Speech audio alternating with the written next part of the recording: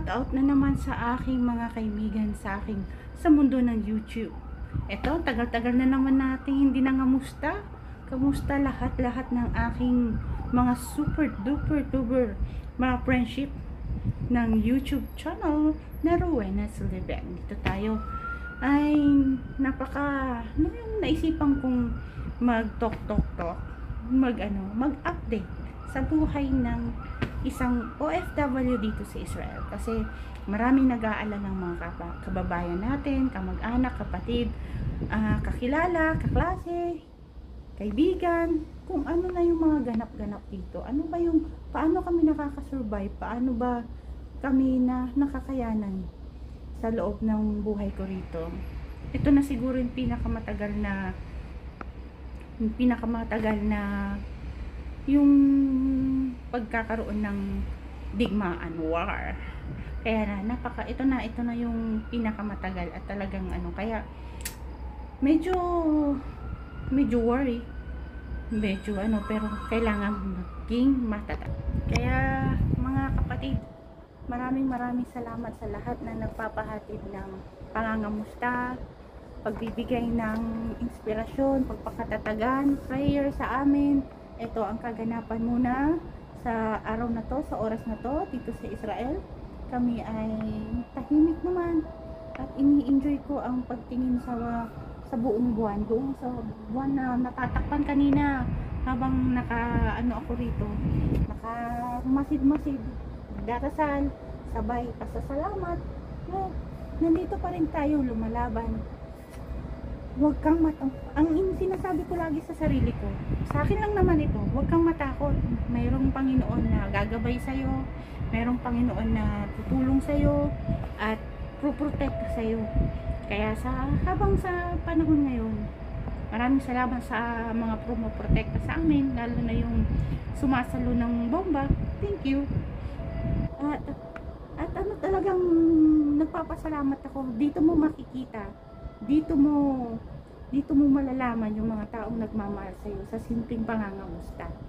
Kasi yung iba, matatakot kami mga OFW pag kinamusta kami nang walang ganap.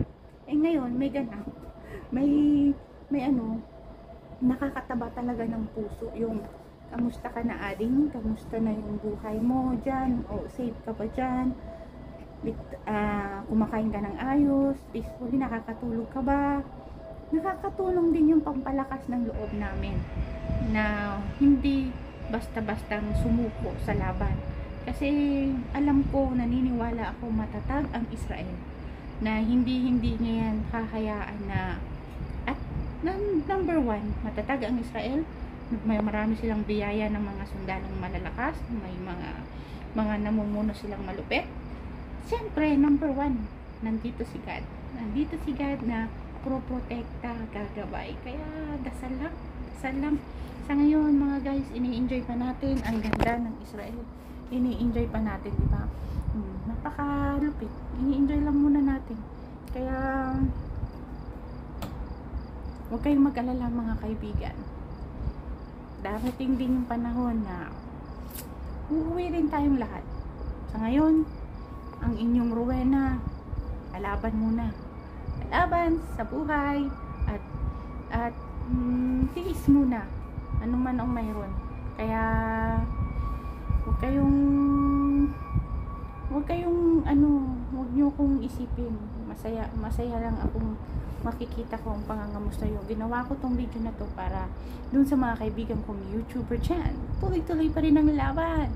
Kailangan pa rin natin mag-update kay Lolo sa ating YouTube. Kaya ito ang simpleng pag-update at simpleng pangangamusta at pasasalamat sa mga taong nagmamahal kay Rowena Sullivan. Ang sarap ng sariwang hangin. Kung sana lahat na lang ay tahimik na lang, yung sana peaceful na lang, kanya-kanya. Di ba? Nakikita niyo yung doon. Cute, ang ganda. May bandila ng Israel, tapos dun sa itong blue na to, ang sabi niya, never give up. Wag kang susuko. Kagaya ko, wag kang basta-bastang sumuko, Rowena, sa pangarap mo. wag na wag kang susuko. Never give up, my guys.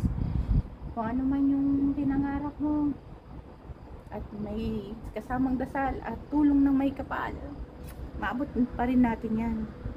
Magiging ano pa rin talaga natin yan. Kaya kamusta? Shout out to my friends Tony Tower, sa aking Mommy Bel Sato, sa aking Daddy LJ. Kaya ang aking mga team tats, nakakamiss kayo ha. Nakakamiss minsan, pasensya na, hindi nakaka-update sa ating napaka-unawain at magandang Madam Rain.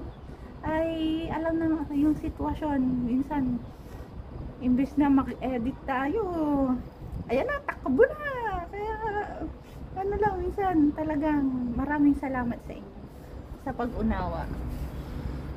Malapit na, bukas November 30, magno-November na, malapit ng Pasko.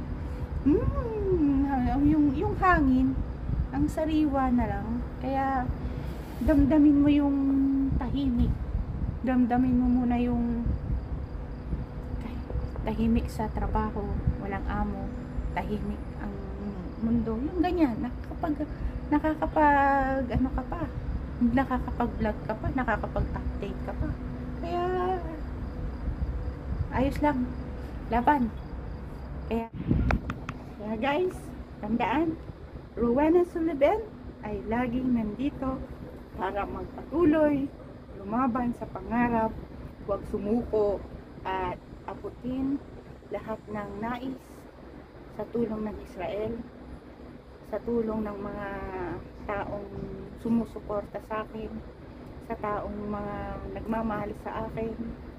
Yung pangangamusta nyo talaga ay napakalaking bagay sa akin, na hindi ako basta-bastang sumusuko, hindi ako basta-bastang matatakot, at hindi ako basta-bastang bibigay hanggat nandyan kayong mga taong nagmamahal sa akin. Kaya huwag kayong mag-alala. Rowena is safe. Rowena is always be safe with God's hand. Hanggang sa muli nating pagkikita. Bye-bye!